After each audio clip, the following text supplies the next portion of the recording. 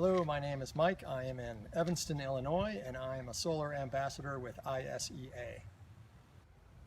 We arranged our panels so you don't really see them from right in front of the house, but you can from across the street.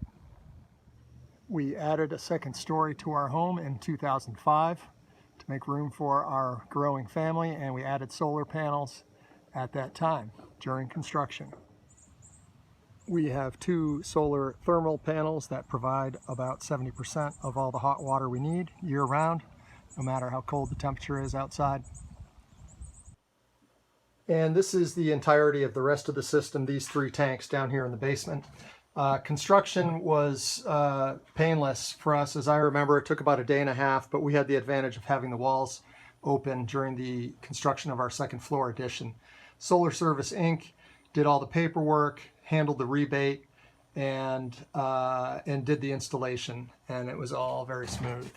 The heart of the system here is this tank. This is, I think, about 10 gallons of a polypropylene glycol solution here, which is what runs through the panels and through all the plumbing all the way up to the roof, driven by these pumps here and controlled by this controller, which is basically a fancy thermostat. You can cycle through for different settings and see, what do we have right now? 170 degrees up at the collector.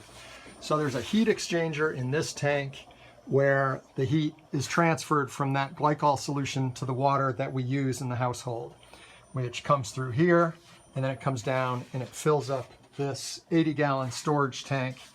Well, rather, it heats the water that's already in that 80-gallon storage tank. The 40-gallon tank is our gas-fired water heater, and when we have a hot water need in the house, that's where the water comes from. So when it comes from this tank and feeds into that tank at 120 degrees, the burners don't ever need to go on, and that's where your savings happen. It's been totally smooth and almost maintenance-free, and highly recommended.